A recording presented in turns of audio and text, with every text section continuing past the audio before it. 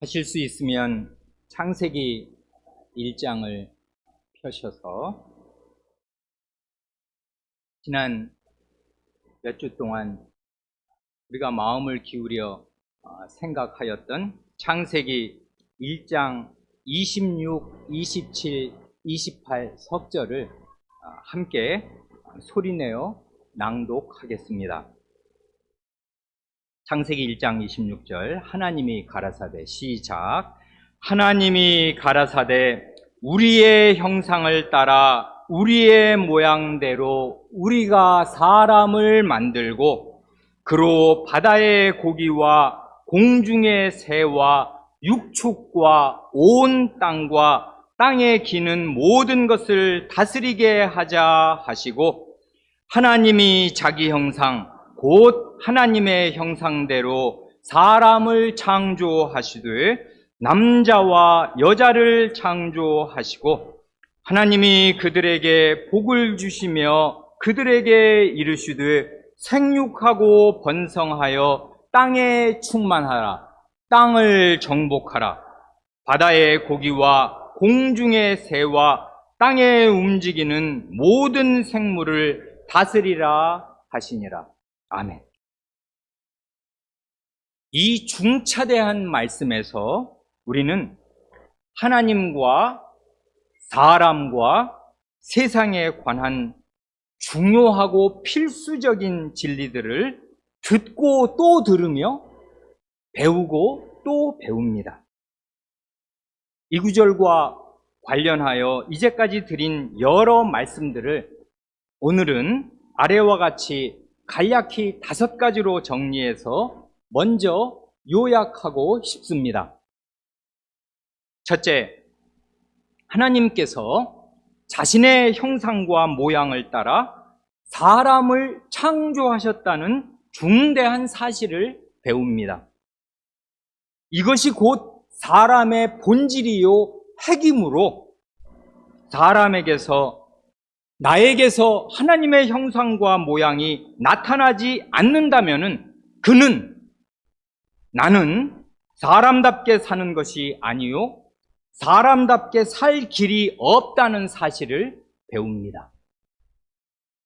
둘째, 하나님의 형상과 모양이란 어떤 붙박이 모습으로 딱 굳어져 있는 고정된 것이 아니고 사람의 노동과 혼인을 통하여 계속적으로 구현되고 나타나야 할 역동적인 과업이라는 사실을 배웁니다.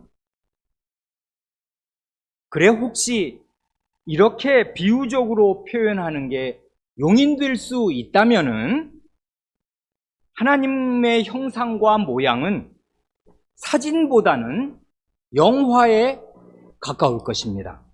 즉, 단 한 장의 붙박이 사진 같은 것이 아니라 주인공들의 활동으로 화면이 계속 움직이고 흐르는 장편, 대작, 영화와도 같은 것입니다. 셋째, 눈에 보이지 않는 하나님의 형상을 사람의 노동과 혼인을 통해 가시적으로 눈에 볼 수 있도록 환히 나타내야 하는 이 과업은 온 땅과 모든 생물을 다 포함하는 참으로 거대하기 이를 데 없는 과업입니다. 그렇기에 이 과업은 어느 한 시대에 다 성취될 수가 없고 인류의 전 역사를 통해 계속 이루어가야 할 큰일이고 어느 개인이 성취할 수 있는 일이 도무지 아니고 하나님의 백성 전체에게 맡겨진 나라적인 과업이요 말하자면 하나님 나라의 국책 사업입니다. 넷째, 지난주 설교의 후반부에서 힘주어 말씀드린 내용의 초점을 좀 더 명확하게 표현하면 이렇게 될 것입니다.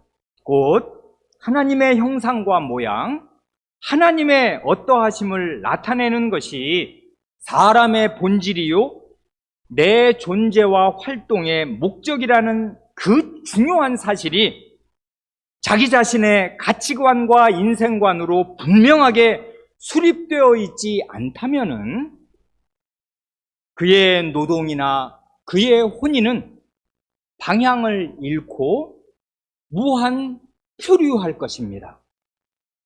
그런 사람은 아무리 일을 열심히 하고 직업과 직장을 중시한다고 해도 그의 노동이란 결국 자기를 위한 것이고 자기 실현, 자기 숭배의 일환일 뿐이겠습니다.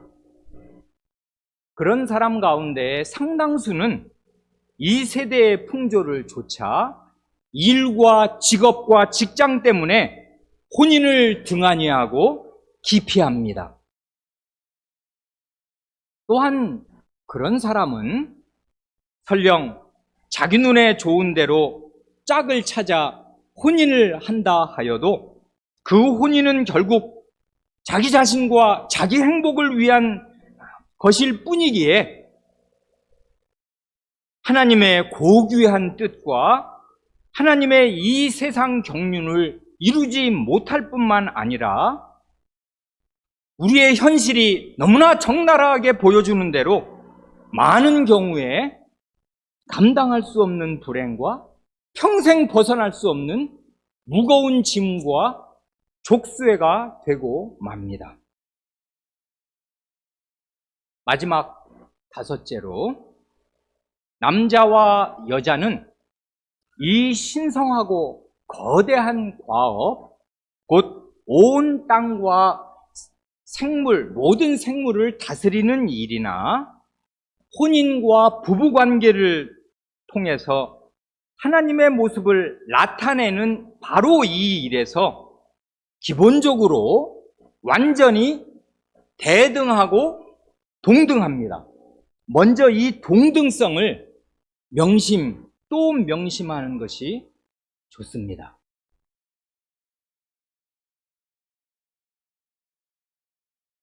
거기까지를 지난 두어 번의 요약으로 대강 말씀드렸습니다.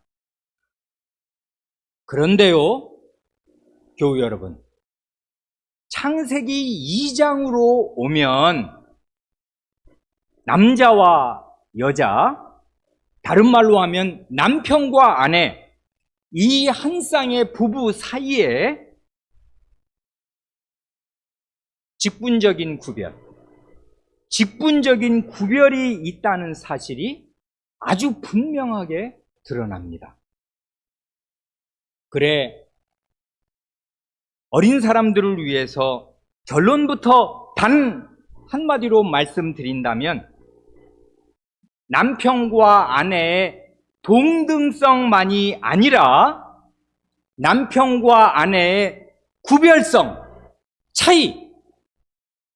구별성이 또한 하나님의 형상을 유감없이 나타내는 일이 됩니다. 이걸 깨닫는 게 너무나 어려운 일이겠습니다만은 이 원리를 잘 깨닫고 이해하는 것이 또한 중요합니다. 남녀의 혼인이 어떻게 하나님의 형상을 나타냅니다. 창세기 1장의 말씀이 명백하게 증거하니까 나타내는데, 남녀의 동등성뿐 아니라 남녀의 구별성이 어떻게 하나님의 형상을 나타내는가, 어떻게 구현하는가, 그걸 잘 깨달아야 우리의 혼인이 하나님의 뜻대로 이루어지게 될 것이요, 궁극적으로는 사람됨의 본질을 제대로 구현하는 것이 될 것입니다. 이걸 제대로 이해하고 깨닫지 못하고서야 사람이 어떻게 사람답게 살 수가 있겠습니까? 그래, 남녀의 동등성뿐 아니라 창세기 2장에서 나타나는 남편과 아내의 구별성, 이에 대한 세 가지의 중요한 증거를 우리는 창세기 2장에서 발견합니다. 오늘은 주로 이 세 가지의 구별점, 차이점에 대하여 말씀드리려고 합니다. 첫째, 동산을 경작하며 지키는 일이나 온 생물을 다스리는 일을, 그게 그의 과업이고 그의 노동 아니에요. 이 일을 남자요 남편인 아담이 혼자서 먼저 시작합니다. 이때 여자 하와는 없었습니다. 지난주에 살펴본 대로 각종 짐승과 새들에게 이름을 지어준 것이 온 생물을 다스리는 일의 시작이었습니다. 그런데 그렇게 이름을 부여한 그 다스림, 통치의 주체가 누구인가 하면 아담이었지 하와가 아니었습니다. 나중에 하와는 아담이 뭐라고 이름을 지어주었는가를 남편에게서 듣고 배워야 하였습니다. 그리고 이것은 결코 우연이 아닙니다. 혹시 어떤 분은 아니 그거야 그때는 아직 하와가 지음받기 전이라 아담 혼자 있었으니까 아니 일도 혼자 할 수밖에 없었던 거고 짐승의 이름을 지어주는 것도 혼자 할 수밖에 없었던 거지. 그게 무슨 남자와 여자의 차이란 말이야? 하와가 지음받은 뒤에 짐승들의 이름을 지었다면은 아니 부부가 상의해 가면서 훨씬 더 수월하게 훨씬 더 잘 지었겠구만 하고 생각하시겠습니까? 그런 분들은 아담이 짐승과 새들의 이름뿐 아니라 자기 아내의 이름을 지어주는 사실 앞에 경악하게 될 것입니다. 창세기 2장 23절을 보세요. 아담이 가로되 이는 내 뼈 중에 뼈요 살 중에 살이라. 이것을 남자에게서 취하였은즉 여자라 칭하리라. 남자는 히브리어로 이슈이고 여자는 히브리어로 이슈아인데 발음이 거의 비슷하잖아요. 나는 이슈이니까 내 몸에서 나오는 너, 당신, 아내는 이슈아다. 이슈아라는 이름을 남편 아담이 지어주었단 말입니다. 이름을 지어주는 것은 통치 행위고 권위 있는 존재가 자기 권위 아래에 있는 존재에게 이름을 부여하는 것인데 아담이 아내의 이름을 지어준다면은 남편과 아내의 관계는 무엇이겠습니까? 둘 다 사람인 점에서 본질적으로 남성과 여성은 완전히 하나도 차이 없이 대등하고 동등할지라도 직분적으로, 본질적으로가 아니라 직분적으로 남편은 권위자이고 아내는 그 권위 아래에 있는 존재입니다. 반발심이 드는 분도 계시지요. 아니, 그때 아담이 아내를 여자라고 부른 거는 내내 혼자 살던 남자가 처음으로 세상에는 사람이 하나도 없었잖아요, 자기밖에. 근데 처음으로 이제 사람을 만나고 그것도 아름다운 여자를 만나서 너무나 기쁘고 좋으니까 그냥 그렇게 불러본 거겠지.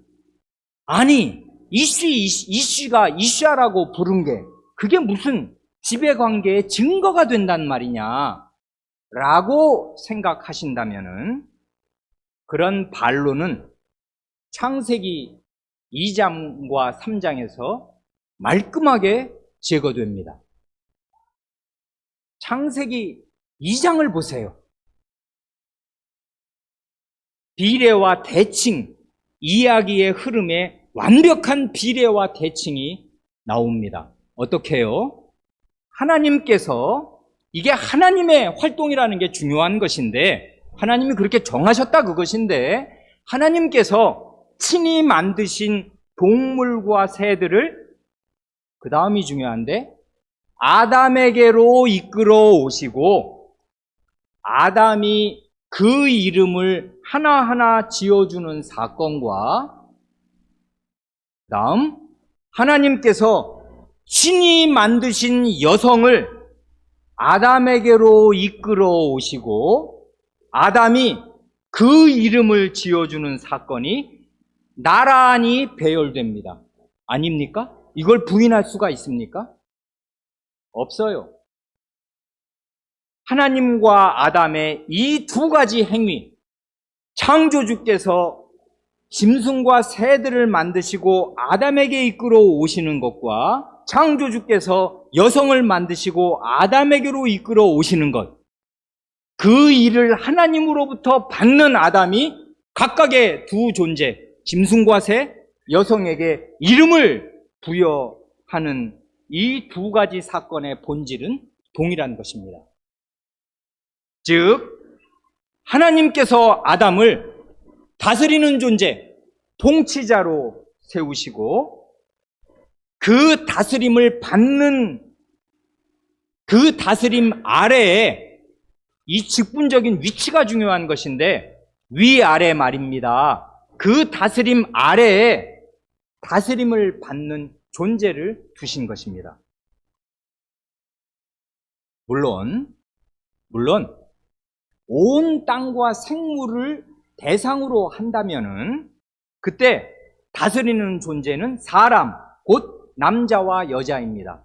여기에서 아무 차이가 없어요. 창세기 1장이 명백하거든요. 남자와 여자를 지으시고 모든 생물을 다스리라. 하나님의 이거 영광스럽고 은혜롭고 그 권위 있는 명령이니까 남자와 여자가 온 생물과 온 땅을 다스릴 것입니다. 그 면에서 남녀는 아무 차이가 없어요. 대상이 온 세상인 한해는, 온 생물인 한해는.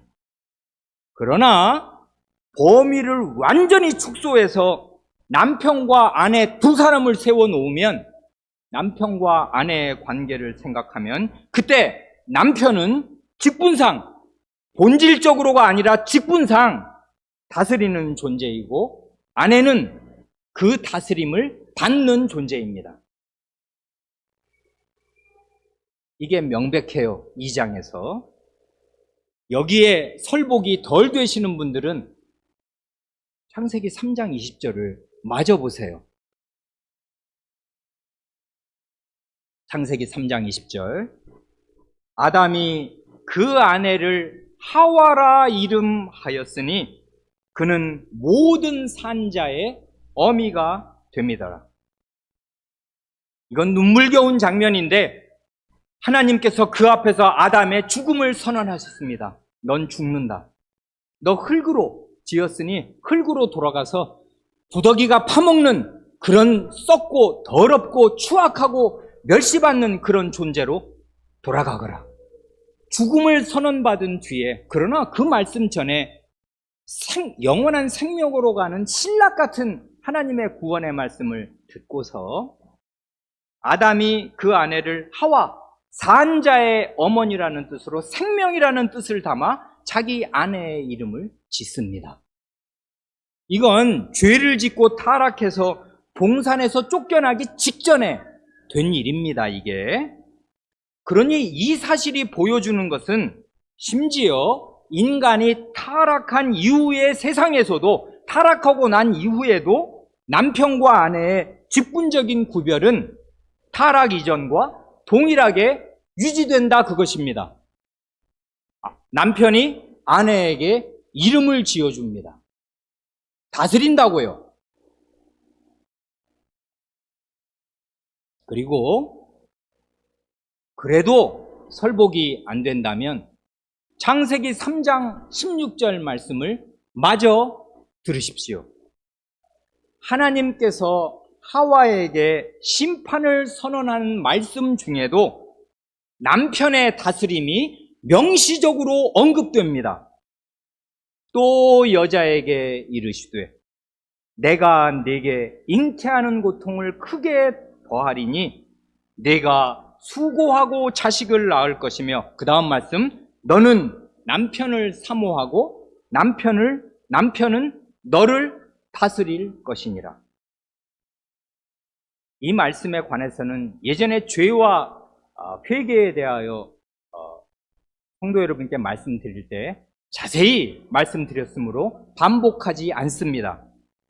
여기 너는 남편을 사모하고 라는 말은 굉장히 어려운 말씀인데, 이건 창세기 4장에 가인에게 하신 말씀과 단어와 배열이 완전히 같은 말씀이라고 알려드렸고, 다시 의역한다면 남편을 여기 사모한다는 말은 소원이, 너의 소원이라는 뜻인데, 너의 소원, 너의 욕망이라는 뜻인데, 어떤 욕망인가 하면, 의역을 하면 남편을 지배하려는, 남편을 다스리려는 너의 욕망과 소원이 내게 있지만은, 아니, 그 일은 결코 성취되지 못할 것이고 남편이 너를 다스릴 것이다.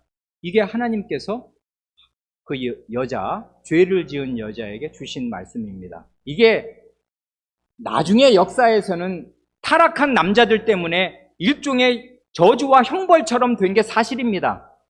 그 말도 안 되는 여성에 대한 부당한 탄압과 남편의 그릇된 그 지배, 폭력적인 지배, 언어폭력, 그 물리적인 폭력이 그게 인류 역사를 여기까지 몰고 왔습니다만은, 그런 하나님의 저주로만이 아니라 이 타락의 원인이 어디에서 비끄러졌는가를 명료하게 보신 하나님께서 원래의 질서를 바로잡아 주신 것입니다. 남편이 너를 다스려야 한다. 그것입니다.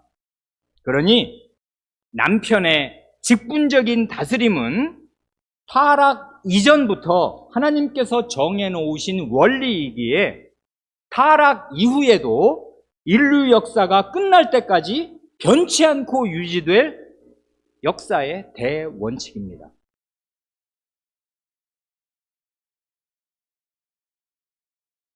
이 중대한 사실, 곧 남편과 아내의 본질적인 동등성과 직분적인 구별성이 함께 나란히 존재한다는 사실과, 그 다음 말씀, 이 사실이 어떻게 하나님의 형상의 아주 중요한 일면을 나타내는 일이 되는지 한번 잘 생각해 보세요. 하나님은 삼위일체로 계시는데, 그 삼위일체라는 말에서 앞에 삼위는 세 위격의 구별성을 나타내고 뒤에 일체는 세 위격의 동등성을 나타내는 말 아니에요? 성부, 성자, 성신은 직분적으로 이렇게 표현할 수 있다면 구별됩니다. 차등이 있어요. 그러나 세 분은 완전히 대등하시고 동등하시며 일체이십니다. 이 삼위의 구별성과 삼위의 하나님의 동등성, 이게 하나님의 본질이에요.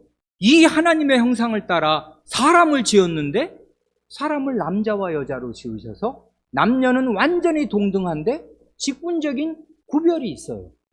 이게 하나님의 형상을 반영하는 일 아니에요? 오늘은 이렇게 그냥 운만 띄우고 시간이 없으니까 생각해 보실 과제로만 드립니다. 주께서 기회를 주신다면 추후에 더 자세히 입증하며 말씀드릴 수 있기를 바랍니다. 이게 식사하시고 주일날 가족끼리 대화를 나누실 때 좋은 주제 아니겠습니까? 활발하게 이야기해 보실 수 있다면 너무나 좋겠습니다.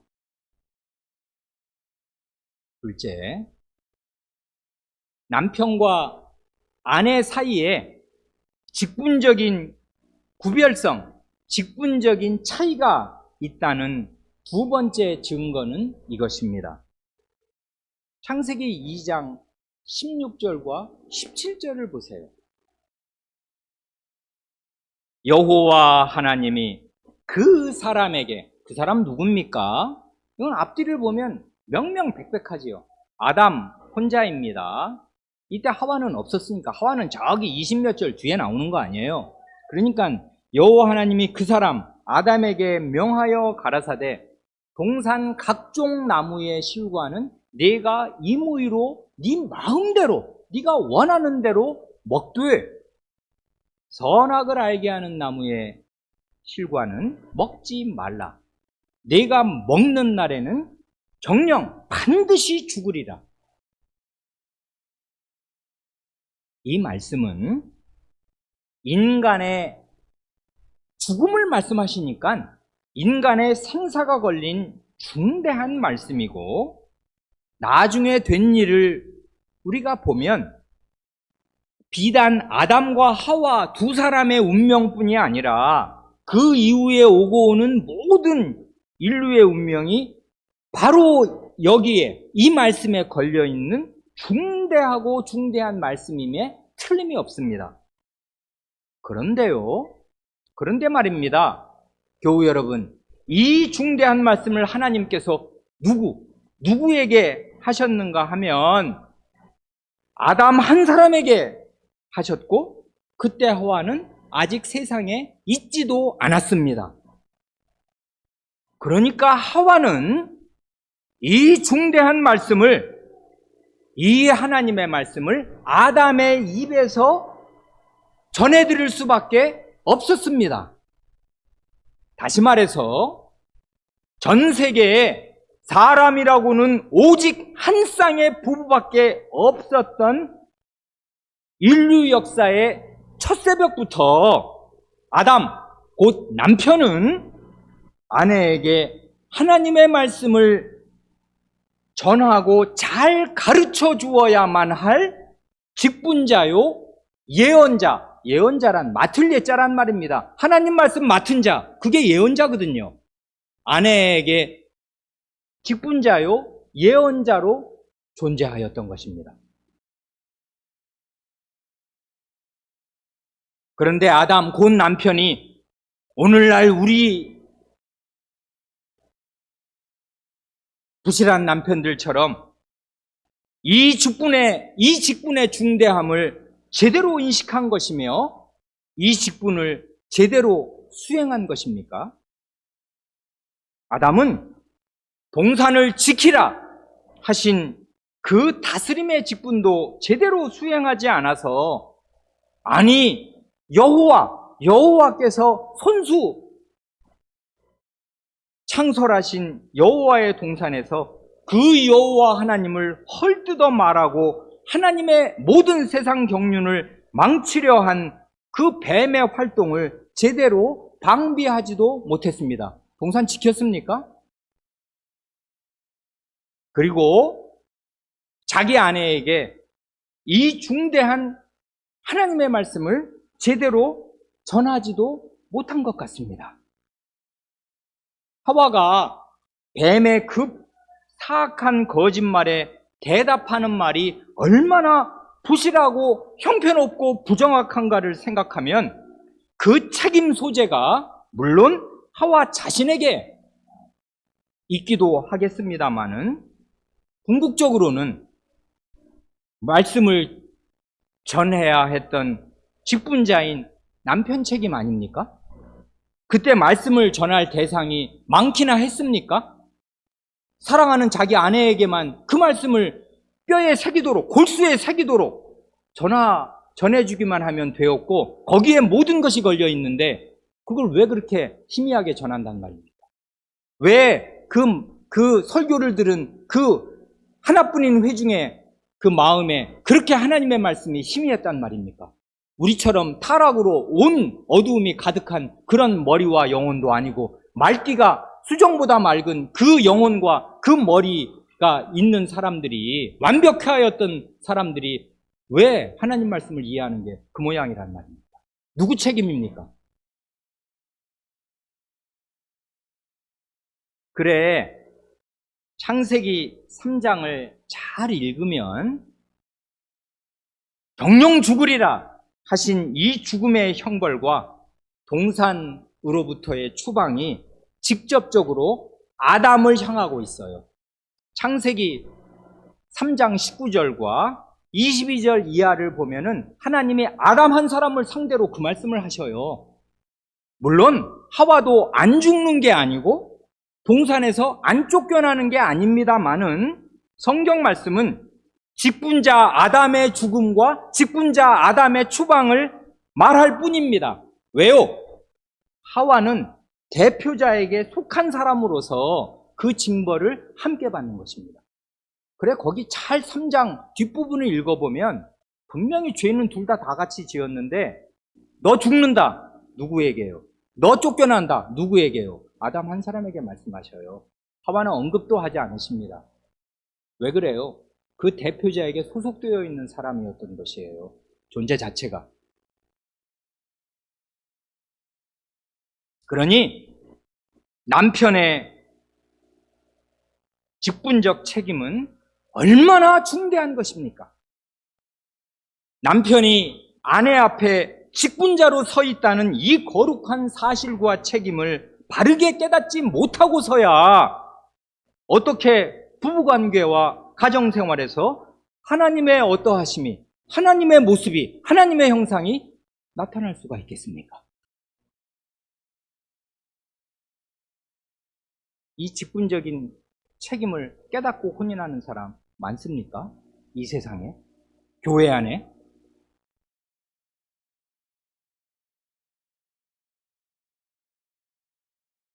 더 생각할 것은 이렇게 이 세상에 오직 한 쌍의 부부밖에 없었던 때에도 남편은 아내에게 말씀을 전하고 아내는 남편에게 말씀을 들어야 할 직분적인 구별이 있었다면은 이 직분적인 구별은 과연 그 근원이 어디에서 온 것이겠으며 무엇을 반영하는 것이겠습니까?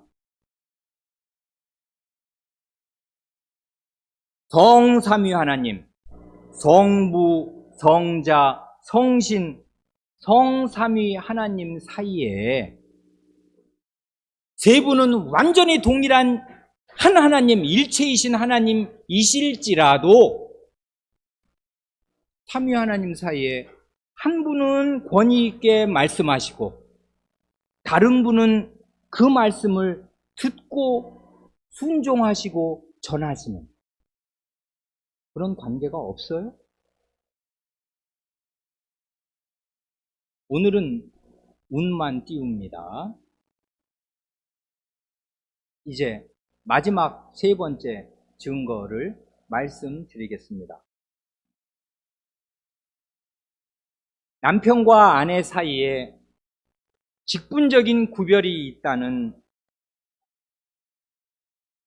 아주 분명한 증거는 남자가 여자에게서 나온 것이 아니라 거꾸로 여자가 남자에게서 나왔다는 사실입니다.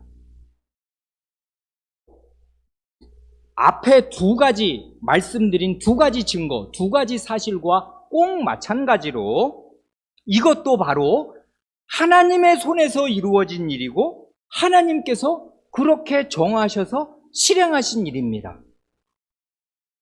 그래, 따지고 싶은 분들은 하나님께 가서 따지세요. 왜 그렇게 하셨냐고 한번 해보세요. 이게 성립이 될 것 같은가? 창세기 2장 21절, 22절을 보세요. 여호와 하나님이 아담을 깊이 잠들게 하시니 잠들매 그가 그 갈빗대 하나를 취하고 살로 대신 채우시고 여호와 하나님이 아담에게서 취하신 그 갈빗대로 여자를 만드시고 그를 아담에게로 이끌어 오시니 하지 않습니까? 아시는 대로 이 창세기 지금은 이제 21절을 읽은 건데 더 위로 올라가서 7절을 읽으면 하나님께서 맨 처음에 남자를 지으실 때는 흙으로 빚으셨어요. 이게 말하자면 이게 이렇게 표현하는 게 허용이 된다면 하나님이 손으로 지으신 것입니다. 이건 그냥 말씀으로 지으신 거하고는 굉장히 다른 거예요. 그 우주보다 크신 하나님이 몸을 움직이시고 손수 빚으신 거예요. 그 흙덩어리를 사람의 형태로 지으시고 입을 쓰셨어요. 숨을 불어넣으셨거든요. 그 코에다가 생기를 불어넣으신 거니까 사람은 다른 이런 식물, 빛, 지구, 우주, 별, 해달별 이런 거 만드신 거하고는 완전히 차원이 다르게 하나님이 엄청 마음을 쓰시고 기울이셔서 만드신, 그러니까 만물의 영장이란 말입니다. 사람은 이 세상에 널려 있는 그 많은 허튼 생각처럼 자연의 일부가 아니에요. 사람은 만물의 영장이란 말입니다. 하나님이 이렇게 마음을 쓰셔서 지으셨는데 다른 존재와 어떻게 똑같아요? 그리고 다른 존재의 일부여서 인간은 자연으로 돌아간다? 어림도 없는 생각입니다. 그렇게 보이는 현실이 있는 것이 사실이고 그걸 부인하는 것이 아니고 우리도 나무처럼 이렇게 나서 생로병사의 과정을 통해서 자연으로 돌아가는 것처럼 보일 뿐이지만 하나님 원래 사람 그렇게 지으신 거 아니란 말입니다. 마음을 엄청 쓰셨어요. 딴 존재를 지으실 때랑 영판 다르단 말입니다. 그러니 남자를 이렇게 지으셨어요. 사람을 맨 처음에. 그러니까 그 남자와 완전히 동등하고 대등한 여자를 지으실 때도 흙을 빚으셔서 코에 생기를 불어넣으셔서 동등한 사람으로 만드실 수 없어요? 그래야 진짜 대등할 거 아닙니까? 남자도 이렇게 지으시고 숨을 불어넣으셔서 벌떡 사람이 됐네. 그러면 똑같이 여장은 여자로 이렇게 지으시고 숨을 불어넣으시면 딱 벌떡 일어나면 이게 완전히 대등하고 동등할 거 아닙니까? 그런데 하나님이 그렇게 하셨어요? 아니에요. 그렇게 하신 게 아니라 여자를 지으실 때는 말입니다. 남편 아담의 몸의 일부를 재료로 쓰셔서 몸의 일부로, 그건 결국 갈빗대였는데 갈빗대 하나를 재료로 여자를 만드셨어요. 이런 창조는, 여성의 창조는 아주 중대한 진리를 보여줍니다. 너무나 많은 얘기를 몇 시간이고 할 수 있겠습니다만은 시간이 없으니까 딱 두 가지로만 말씀드리겠습니다. 이런 여성의 창조가 보여주는 중대한 진리가 뭐예요? 첫째는 부부 일신의 도리입니다. 곧 남편과 아내는 완전히 한 몸이다. 영어를 아시는 분은 영어로 들으세요. Literally one flesh. 문자 그대로 한 몸, 한 육체. 이거를 하나님이 원리로 입증하시고 박아놓으려 하신 것이에요. 움직일 수 없는 원리로. 남편과 아내는 문자 그대로 한 몸이다. 두 몸이 될 수가 없고 한 몸이다. 부부는 한 몸이다. 부부 일신.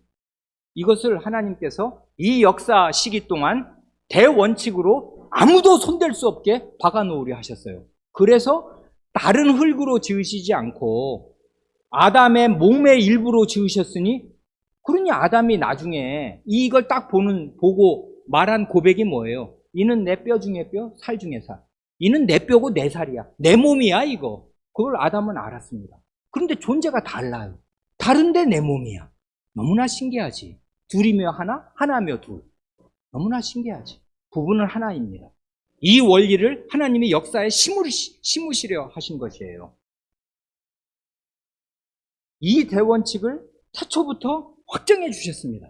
이 하나님의 손수하시는 활동으로. 그게 첫 번째고요. 부부는 한 몸이다. 둘째로는 남자와 여자, 곧 남편과 아내는 본질상으로는 완전히 대등하고 동등할지라도 직분상으로는 직분적으로는 순서나 서열에서 남편이 앞선다는 사실을 보여주는 것입니다.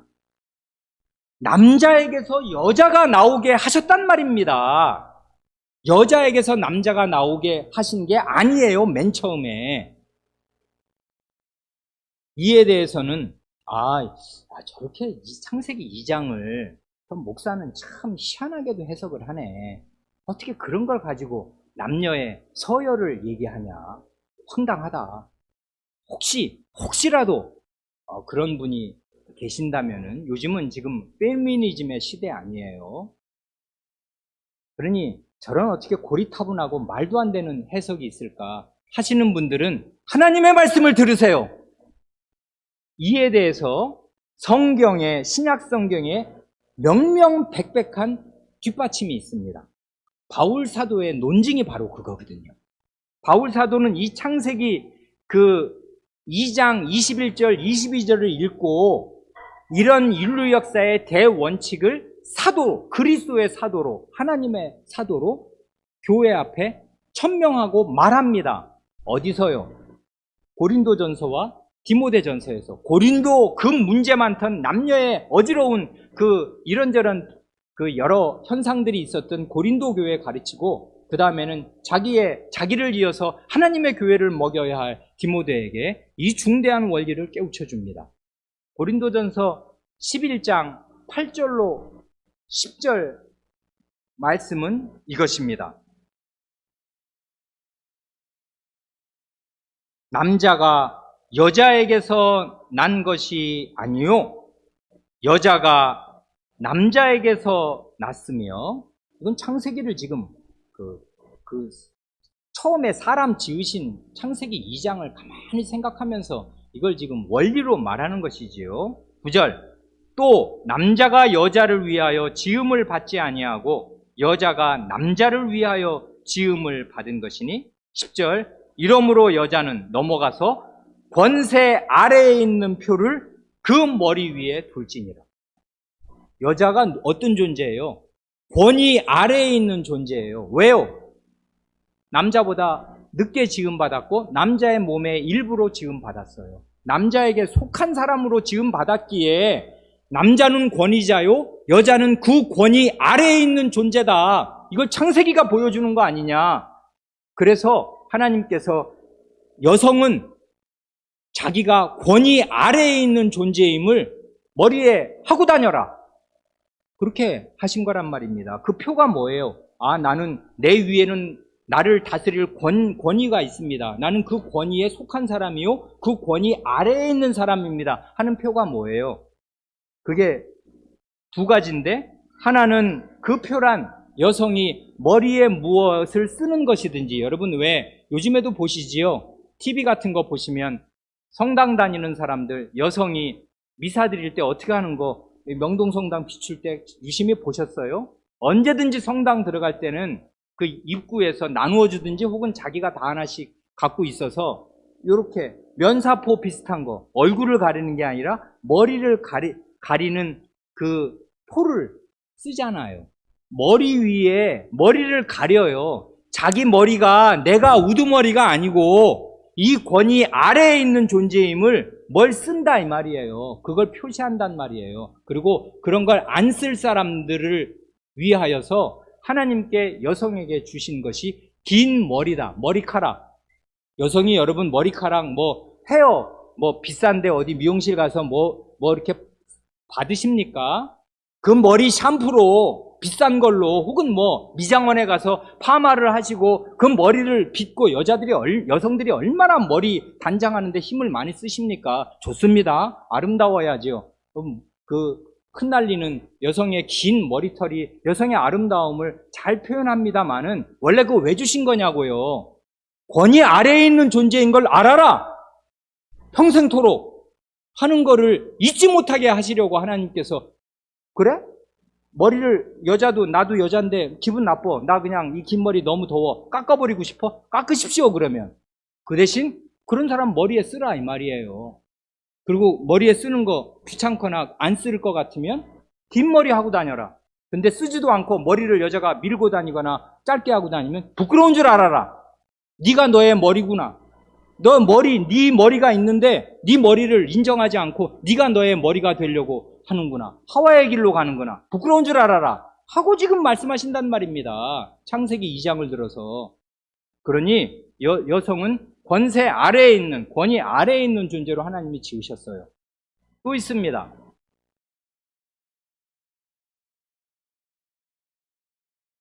그럴 때 이제 한마디를 덧붙인다면 사도가 이 말만 하면은 그 여성들이 반발할 거 아닙니까?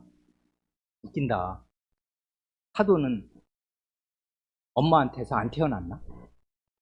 이 세상 모든 인간, 아담 이래의 모든 인간 수가 몇 명이든 지금 현존 인구는 79억이라는데 뭐 앞에 죽은 사람들 많으니까 100억이든 뭐 수백억이든 간에 그 모든 인간은 아담 한 사람을 빼놓고는 다 여자에게서 낳습니다. 딸이든 아들이든 엄마가 낳아요. 우리는 다 엄마의 아들이에요. 그렇지요? 그러니까 사도가 말합니다. 그러나 남자는 여자에게서 난다. 이게 교대가 되게 하셨어요. 그러니까 우리는 남자에게서 맨 처음에 여자가 나왔으니 그래 내가 네 위다.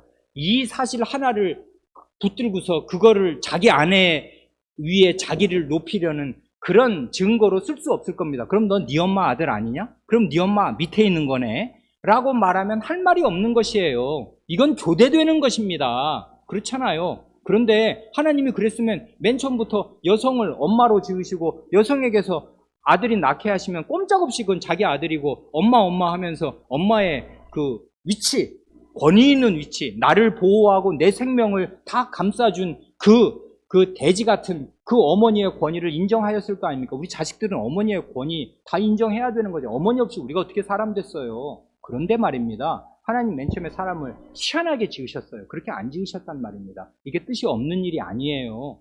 남자를 지으시고 남자의 몸의 일부로 여성을 지으셨다는. 그러니까 창세기 1장, 2장의 무게를 한번 생각해 보세요. 지구가 더 무거운가? 창세기 1, 2장이 더 무거운가?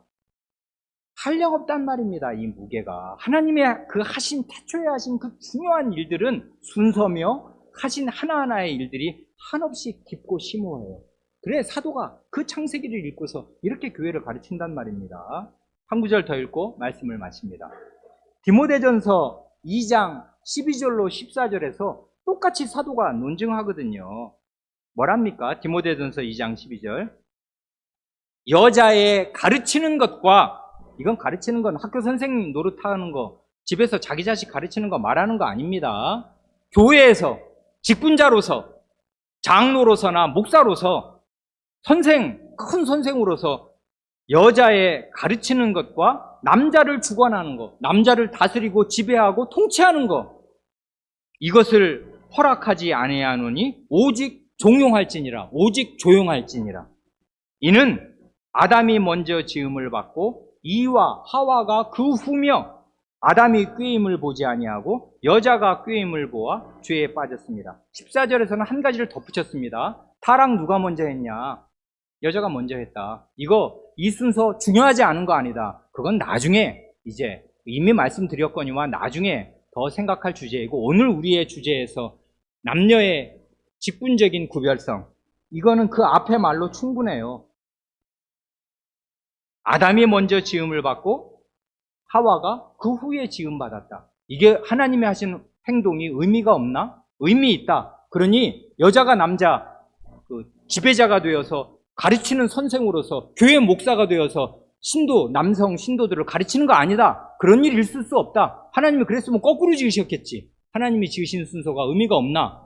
이렇게 지금 지으신 순서를 굉장히 중요하게 바울 사도, 이게 신약 성경의 논리인데 성경은 이렇게 입증한단 말입니다. 끝으로 여기에서 더 생각할 것이 있지 않습니까? 이렇게 남자와 여자가 본질상 동등할지라도 서열에서 순서와 차이가 있도록 하신 것이 과연 어디에서 온 것이겠으며 무엇을 반영하는 것이겠습니까?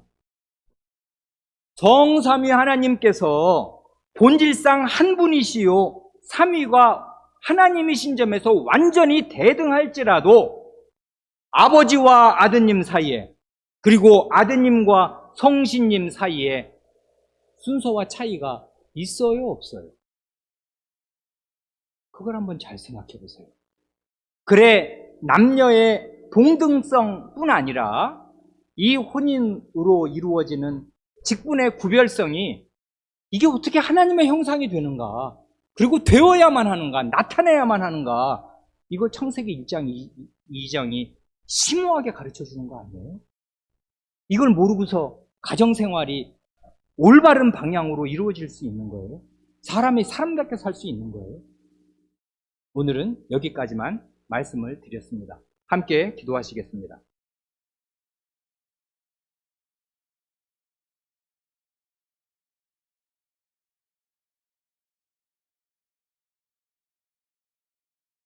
하나님, 아버지,